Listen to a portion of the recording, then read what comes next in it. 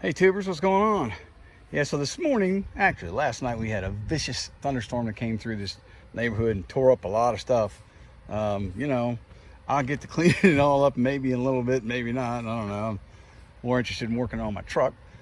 Today, we got the left front fender for the 59 Apache, and you can see all kind of splotching and bits and pieces where there's been more cheesecloth and piece had to be welded in here.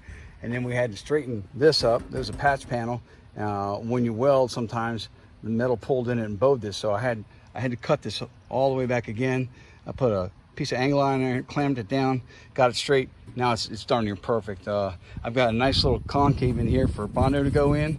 But as you can see, the panel is nearly perfect. Before it wasn't. It was bowed out like this. Anyway, this is what I'm going to be doing today, and I'm going to get this thing under epoxy primer as soon as possible. You can see these low spots here, which is really good that it showed up. So it shows me where I got to go back and concentrate on longboarding and taking some of that out.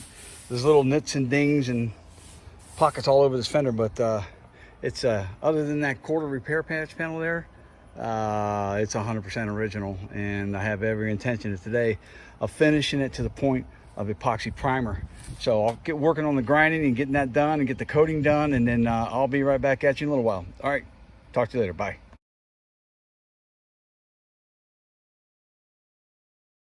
Okay, so we're back at it again in the backyard. So I got good penetration on this panel, and I got it right across there. I just grind that down. I'm gonna have to put some POR 15 on it, but it came out really good. Very happy with it. So we'll flip this back over here, and I'll show you the finished product, kind of sorta, of what the weld looks like. Bouncing the fender all over the place. Hold on a second here. There we go, almost there. Yeah, don't you love how the camera bounces out all over the place? Hold on here. There we go. All right, so the end state is to have a nice clean seam ground down, and it's just concaved a little bit, and it concaved more not from welding but from the heat, because the heat just pulled it in like this. But before, the whole thing was like this. So now this is just an easy skim coat across the top here to sand off and finish out. You know, I could probably take a hammer and dolly and straighten that up, of which I probably will. But the point is, this is nice and straight now, as you can see.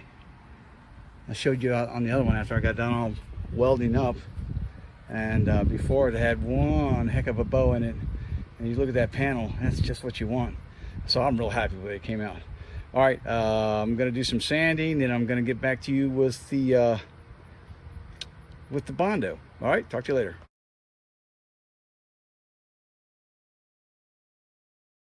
Gang, I'm back with you again. So yeah, I already showed you what I did in grinding and smoothing everything out, this, that, and the other thing. So the next step, and I'll make this quick and so we can get on to the rest of it, putting mud on it, is we're going to use this stuff called HET. That's Henry Echo Tango 1705. It's a metal prep cleaner, which will actually get all this stuff off here, all this dust and stuff from sanding. And then once I get that clean, I'm going to start applying the mud, and we'll try to get a good finished product for us, hopefully by sometime today. All right, be right back.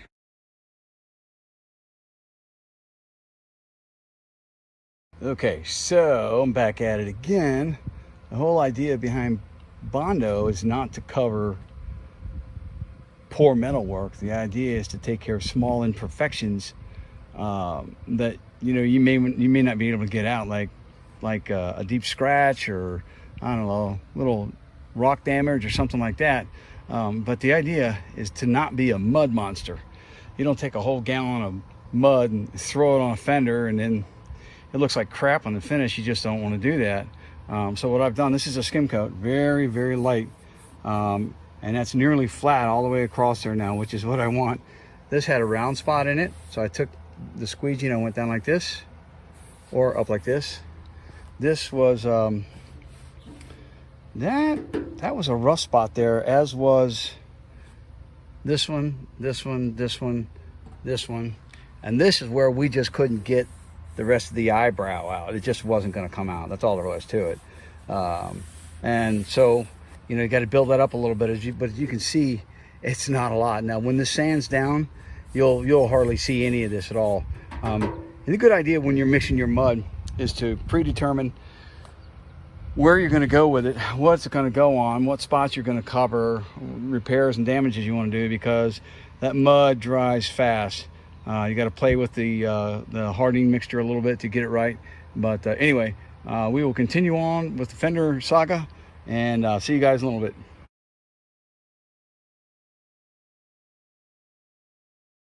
I'm back at this Fender all day long today. Ooh, it's hot out here. So I was talking about having this panel right here nice and flat.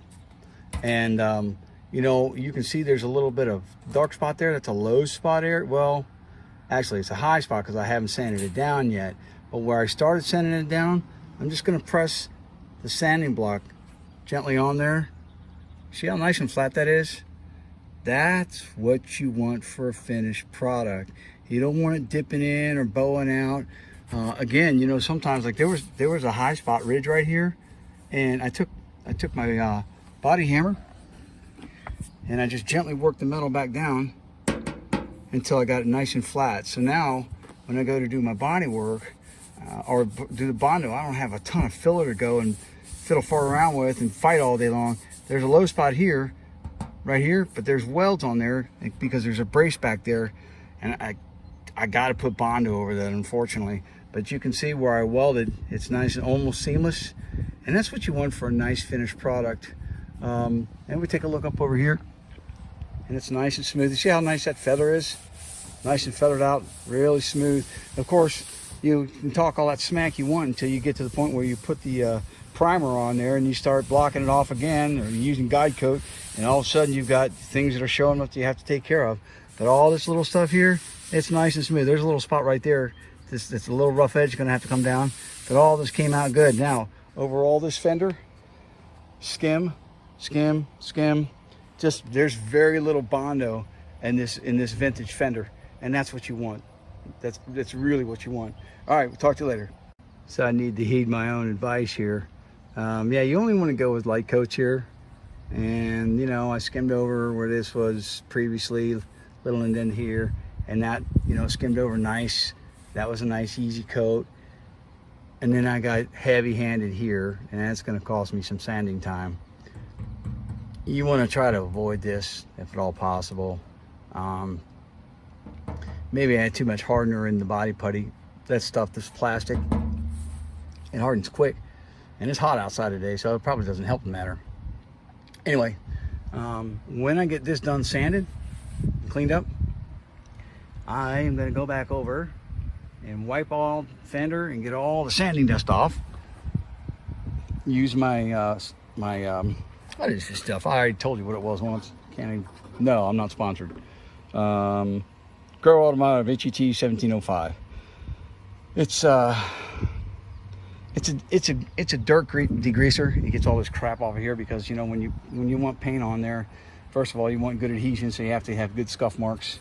And you got to put your primer on, you got to do all that stuff. So you want everything prepped right. You don't want the paint peeling off.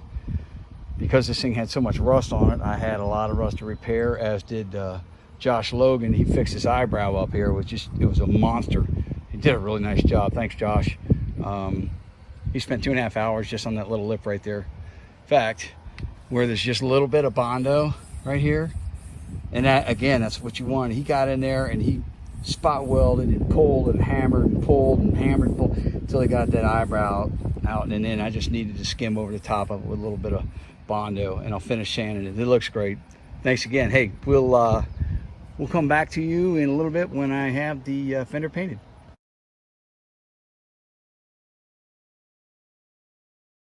Tubers, all right, man. So here we go, in a nice epoxy primered, beautiful Fender that is near perfect. A lot of work, a lot of sanding, a lot of Bondo. Well, excuse me, not a lot of Bondo, a lot of body work. Yeah, I keep mentioning this guy, Josh Logan. He taught me, you know, hey, you don't use Bondo for everything. You try to straighten the panel out. You don't work the dent, you work the panel. And So when I did that, boy, things just really started coming alive. Now this epoxy primer, it's a pretty high build primer, so a lot of scuffs and scratches that I had in there previously aren't going to show because they're all filled in. But I can tell you right now, there's a spot showing there, a little spot there, and let me see, a little bit on the brow right across here. It's got to be cleaned up yet. That's no big deal. Block sand that out and put some Bondo in and cover those, or some icing. Icing will work just as well, but icing's a little harder. You got to really do some work on it. But hey, tubers, man, this Fender's beautiful. It came out really nice, and now that it's under epoxy, there's really not much chance of rust working its way back through, because everything's been ground down and treated and chemically enhanced and all that stuff. So there you go. Hope you enjoyed the video, and we'll be back maybe again with doing the front right fender. All right, until then, you guys have a good day. Talk to you later. Bye.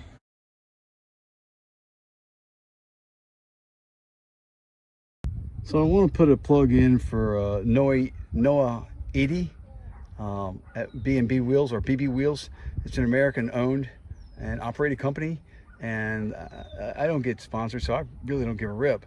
But I want to talk about their service and how well they took care of me. So you see the beautiful rim there. The truck's getting all four, and it's with Commando green on it, and that's the color for the truck. Still working on it. I put some epoxy primer on this fender today, and here's the other rim. And if you look right here, there's a flat spot about 4 inches long, and then there's a knot that goes like this when you rub it on the inside. That's a brand new rim. So I called them and told them, I said, hey, you got another rim? Just, you know, casually talking to these folks, and they jumped through the loop. And they had this little company that they use. This insurance is like $2.67 I bought extra with the rim. Well, guess what happened?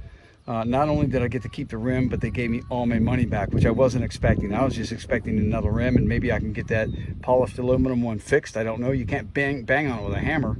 But just shout out to BB Wheels. If you guys are ever interested in getting some high quality, multiple different types of rims they have, go check them out and use Noah. He's at extension 1025. You can find them on the internet, BB Wheels, and really their service and their product is, I've never been treated so good. But thought I'd share this with you guys. Peace out. Thanks for watching, and give us a thumbs up, subscribe, tell people about us, and let us hear what you think. Appreciate you guys. Talk to you later. Bye.